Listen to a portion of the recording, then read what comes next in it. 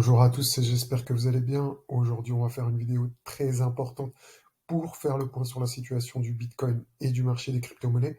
Donc, si le sujet vous intéresse, restez bien jusqu'au bout car j'ai des patterns et des indicateurs importants à vous communiquer pour vous aider à faire votre propre avis sur le marché.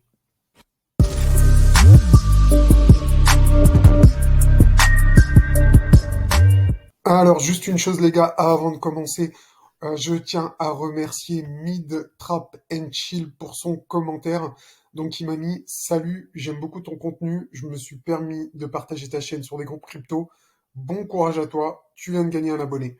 Bah, franchement, merci énormément, bro, pour la force que tu m'as envoyé. Ça me fait vraiment plaisir que tu aies partagé mon contenu, que tu t'es abonné et en plus que tu as liké. Vraiment, t'es le follower parfait. Je vous invite, les gars, si vous souhaitez me soutenir, si vous aimez mon contenu, si vous souhaitez que je vous fasse des vidéos le plus régulièrement possible, tous les jours, pourquoi pas, n'hésitez pas à partager mon contenu. Ça fait pas longtemps que j'ai lancé ma chaîne sur YouTube, donc j'ai besoin de votre force. Bon, les gars, on va commencer avec deux indicateurs. Donc, on va utiliser le logarithmique régression en weekly et la MA200 et la MA50, donc extrêmement pertinent comme indicateur. Donc, pour faire du long terme, ce qu'on peut voir, c'est que en général, le Bitcoin, quand il est au-dessus de la moyenne mobile 50, on est en bull run, en tendance haussière. Ok, les gars? Et quand on corrige, on a tendance à rebondir sur la moyenne mobile 200. Ok? Donc, comme je vous l'ai mis ici avec les flèches jaunes, donc on voit bien les rebonds. On peut avoir des mèches sous la moyenne mobile 200, c'est pas problématique, ça arrive très fréquemment. Et comme je vous l'ai dit, donc le logarithmique régression, qui est un indicateur super puissant, parce qu'à chaque fois, on bottom et on top sur cet indicateur. Donc c'est vraiment super pertinent. On le voit ici. Ok. On le voit également là. D'accord. Hop. Ici sur les bottoms. Donc c'est super pertinent. Ici sur le top. Bref, l'indicateur qui tue, qui a quasi tout le temps raison, quoi. Vous pouvez le voir par vous-même, hein, sur le logarithmique régression. C'est vraiment pertinent. Même la moyenne mobile de 100, regardez à chaque fois, à chaque fois, à chaque fois. Donc maintenant, qu'est-ce qu'on peut en conclure? On peut se dire que la probabilité de venir tester la moyenne mobile de 100, elle est énorme. La probabilité de revenir ici, elle est pas négligeable. Ok? D'accord? Donc voilà, faut rester méfiant. On n'est pas en bull run, on est sous la moyenne mobile 50. Très souvent, quand on est sous la moyenne mobile 50, c'est qu'on redescend venir tester la moyenne mobile 200. D'accord? Donc maintenant, la moyenne mobile 50 fait office de résistance. Ne l'oubliez pas. Ok? Donc c'est vraiment super important. Faut, quand on joue la hausse sur le Bitcoin, on joue un rebond, hein, juste un retracement. Ok? Donc ça, c'est pour le long terme. Donc on sait qu'on peut retracer en bas. Faut rester mais extrêmement prudent. Toutes les positions, en tout cas pour ma part, c'est avec des stops, les gars. C'est avec des stops. Les gars, c'est pas fini. On va étudier maintenant le Bitcoin en daily pour avoir une opinion un peu plus précise à court terme. Donc, on va regarder tout de suite les indicateurs. Donc, on va commencer par le MACD. Le MACD, donc, il n'y a rien à signaler sur le MACD. Il n'y a pas de signe de hausse, il n'y a pas de signe de baisse. Donc, je vais le mettre en neutre, comme vous le savez, comme je mets maintenant avec les petits bonhommes. Voilà, ça c'est réglé. On va maintenant étudier le RSI. Le RSI, eh ben, vous savez que j'aime quand il passe au-dessus des 50. On est juste au-dessus. Bon, des fois, ça peut être une résistance, on peut enfoncer. On aimerait confirmer, vraiment s'extirper des 50 pour être tranquille. Donc, je vais le mettre. Allez, on va le mettre on va le mettre en souriant parce que du coup, il est, il est au-dessus des 50 quand même. Bon, c'est pas un signe super propre encore, mais voilà, on va le mettre comme ça quand même. Et on va regarder, alors, mon indicateur préféré, l'indicateur des spreads. Lui, donc on peut le voir ici qui monte. Ça, c'est pas cool. Franchement, c'est pas cool. C'est pas ce que j'aime voir. C'est pas l'indicateur, enfin, cet indicateur, j'aime pas le voir comme ça. Lui, je le préfère quand il s'enfonce dans le rouge. C'est là qui donne les signes de bottom. Donc, je vais le mettre en pas content. Désolé les gars, donc je le mets en pas content, voilà. Donc vous pouvez avoir en un coup d'œil pour les débutants, donc savoir comment sont les indicateurs. Donc les indicateurs en daily, je dirais qu'ils sont neutres, d'accord? Voilà pour le daily. On va maintenant peaufiner tout ça en passant sur le 4 heures. Bon les gars, maintenant restez bien attentifs, on passe en 4 heures, donc en court terme, on va voir où on en est exactement. Donc vous avez vu que j'ai tracé mon Fibo depuis la dernière vidéo, donc bien sûr c'est le même. Et donc, qu'est-ce qu'on a ici? On a une zone de confluence en cas de rebond. On a une trendline, la zone entre 0,50 et 0,38.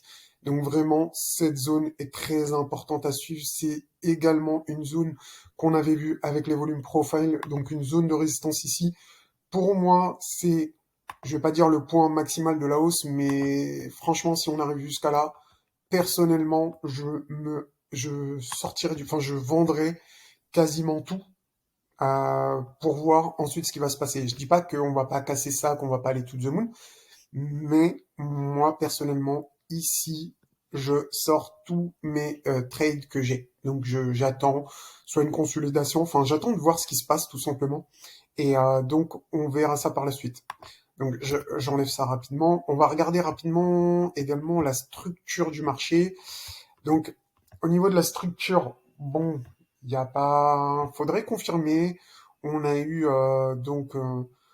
je- un sort de W. En tout cas, on a une tendance avec des creux de plus en plus haut et des sommets de plus en plus haut également. C'est plutôt bon signe. Mais maintenant, allons voir les indicateurs. Qu'est-ce qu'ils disent? Donc, le RSI en 4 heures. Le RSI en 4 heures, il est bien. Donc là, en 4 heures, je peux mettre un petit bonhomme qui sourit. Voilà. Donc, comme je vous l'ai dit, pour les débutants, ça va être plus facile à voir en un coup d'œil. Euh, Maintenant, le RSI en 4 heures, il est également très bien, mais il est en surachat. Mais il est bien quand même. Donc, également le petit bonhomme ici. Euh, et maintenant, les spreads. Donc, qui monte, comme je vous l'ai dit, j'aime pas quand il monte, c'est pas un signe de force. J'aimerais le voir comme ici qui s'enfonce en fait. Vous voyez ici, plus on est allé bas et ici on a posé un bottom. Et c'est ça que je voudrais voir sur les spreads.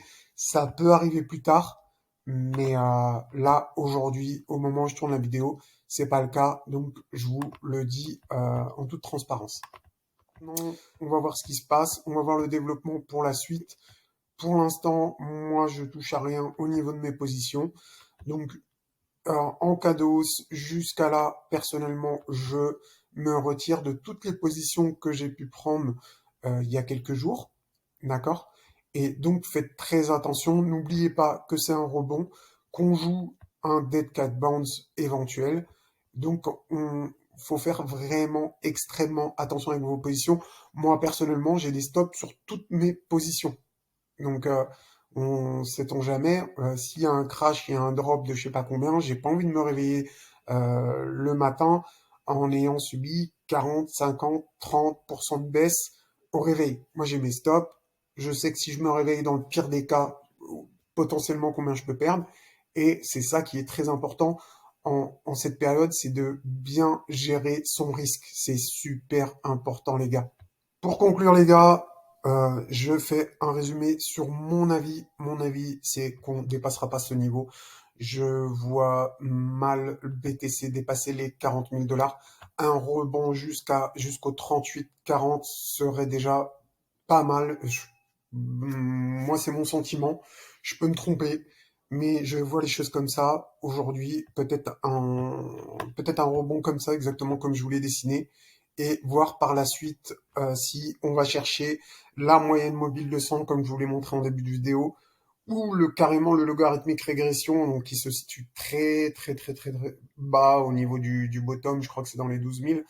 Donc, faut rester prudent. C'est pour ça qu'il faut rester prudent. Je vous ai déjà montré la charte du Dead Cat Bounce.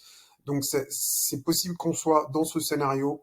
On fait super gaffe. Si vous avez des positions et que vous savez mettre des stops, ben, mettez-les. C'est important. En tout cas, moi, personnellement, c'est ce que je fais. Voilà. Et donc, pour finir, je tiens à remercier ceux qui m'envoient de la force par les messages, par les likes, par le partage. Mais le partage, ça c'est vraiment, c'est juste incroyable, hein. Moi, vous me partagez ma vidéo, c'est énorme. Pour moi, c'est énorme. Tous ceux qui le font, n'hésitez pas à me le dire en commentaire.